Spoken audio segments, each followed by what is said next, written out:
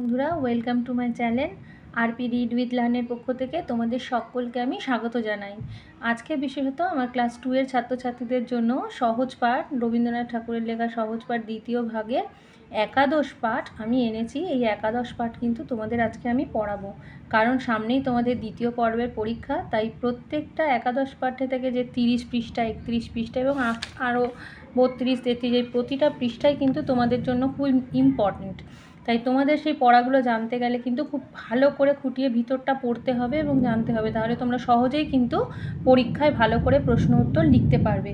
তো চলো দেরি না করে আমি পড়ানো শুরু করে দিচ্ছি। দেখো, প্রথমে কি দেখো, যুক্ত অক্ষরে বানান আছে। দেখো, ভক্ত, ভ কয়তয় ভক্ত।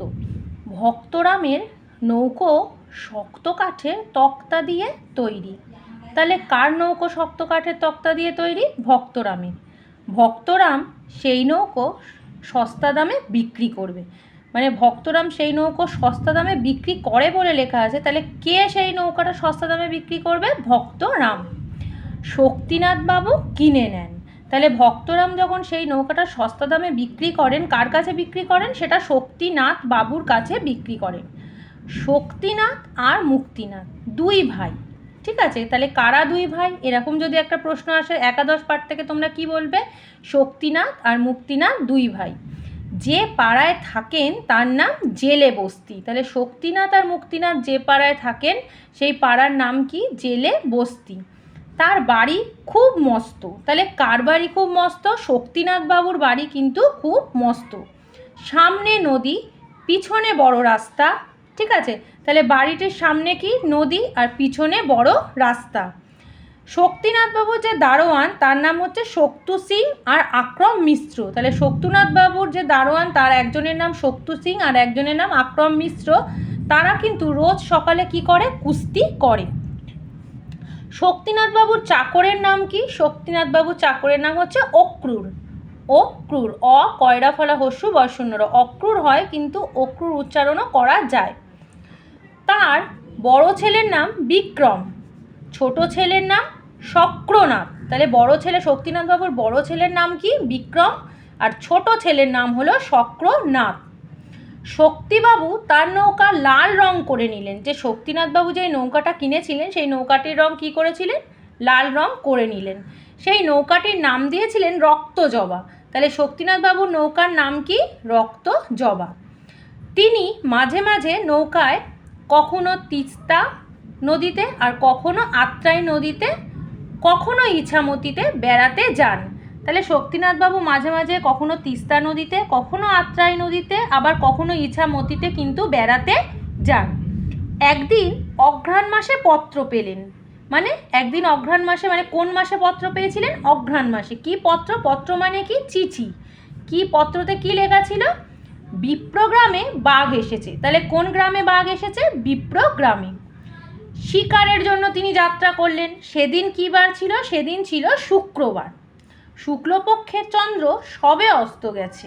তাহলে কোন পক্ষ ছিল? কৃষ্ণপক্ষ না শুক্লপক্ষ? শুক্লপক্ষ।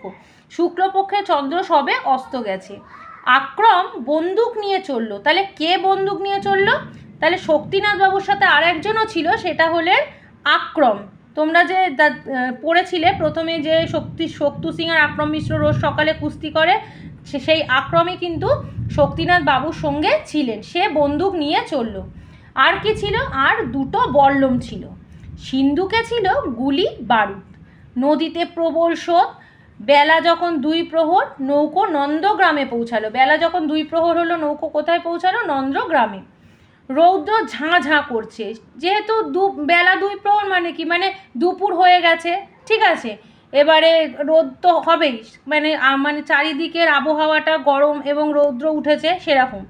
এক ভদ্রলোক খবর দিলেন কাছেই বন্দিপুরের বন, সেখানে আছে বাঘ।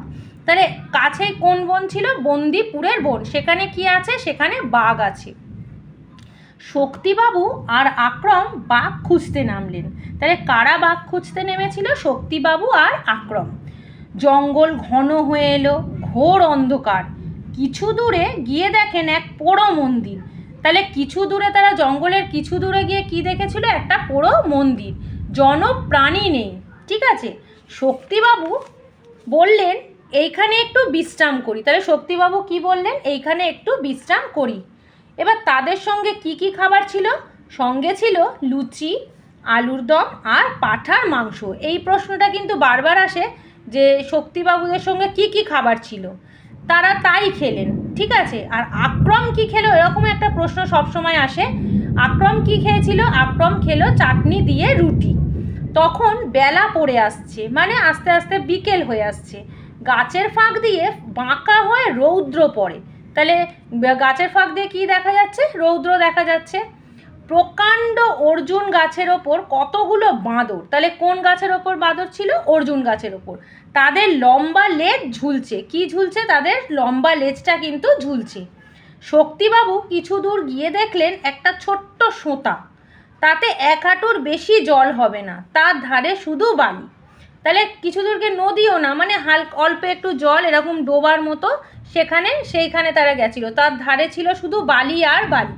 সেই বালির ওপর বড় বড় থাবার দাগ, নিশ্চয় বাঘের থাবা। শক্তিবাবু ভাবতে লাগলেন কি করা কর্তব্য, মানে কি করা যায়।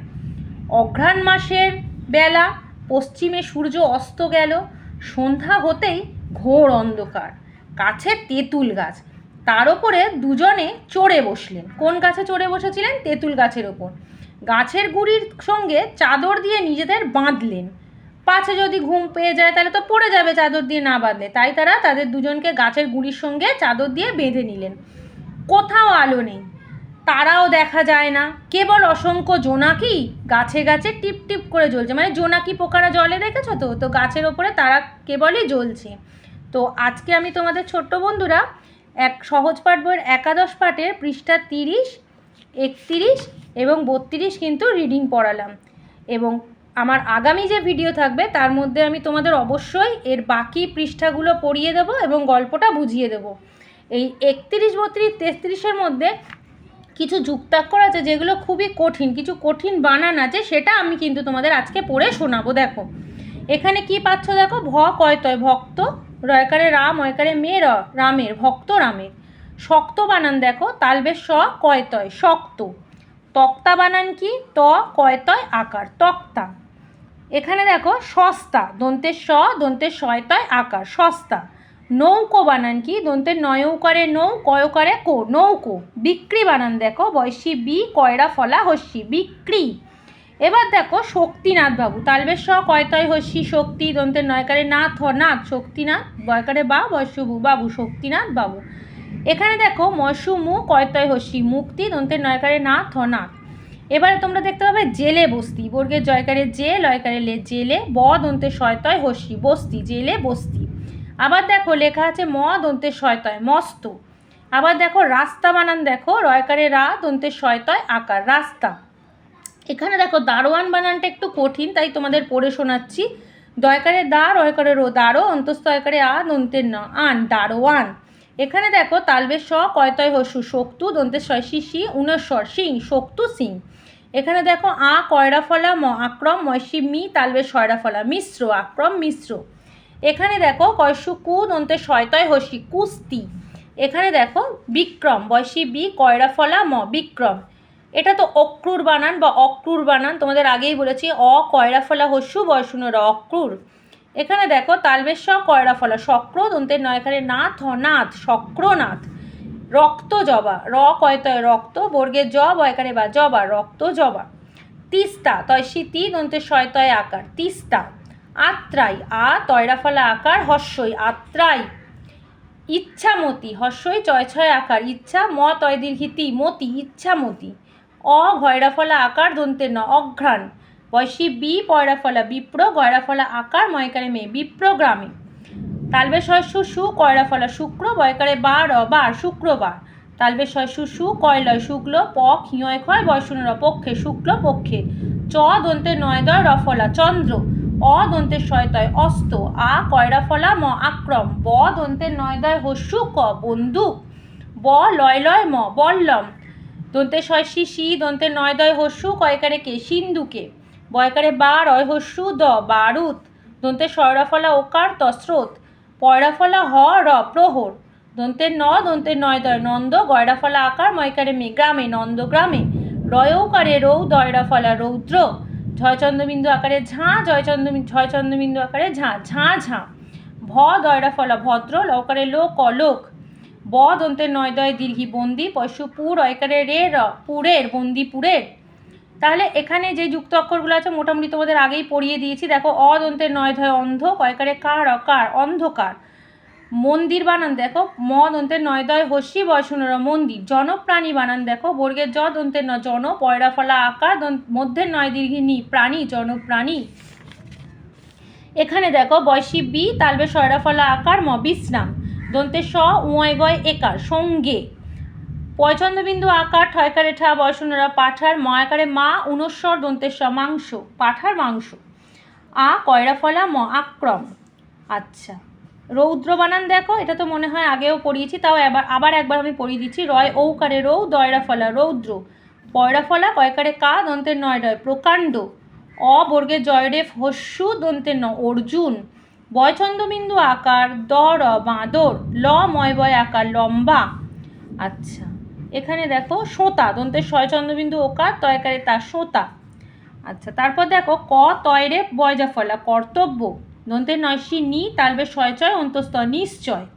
অ ভয়রা ফলা আকার, দন্তান্ন অঘ্রাণ। প তালবে শয়চয় হস্যি, ময়কারে মে পশ্চিমে। অ দন্তের শয়তয় অস্ত, দন্তের স দন্তের নয় ধয় জফলা আকার সন্ধ্যা। তয়চন্দ্রবিন্দু একার, তয়সু তু ল তেঁতুল।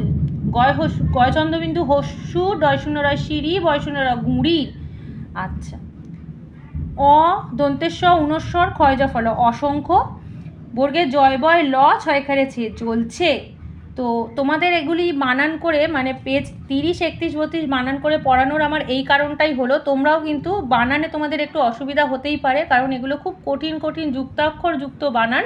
তাই আমার মতো তোমরা কিন্তু ভালো করে বানানটা পড়বে।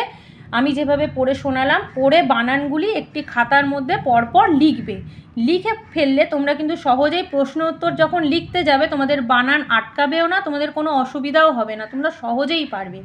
তো আমি আজকের এই ভিডিওটা আমার এখানেই শেষ করলাম। আমার আগামীকালের যে ভিডিওটা অর্থাৎ যে ক্লাসটা আমি আবার তোমাদের সঙ্গে আবার নিয়ে আসবো পেজ নাম্বার 33, 34, 35, তখন তোমাদের সঙ্গে আলোচনা করে পড়ে শোনাবো। তো আজকের মতো আমি এখানেই শেষ করলাম।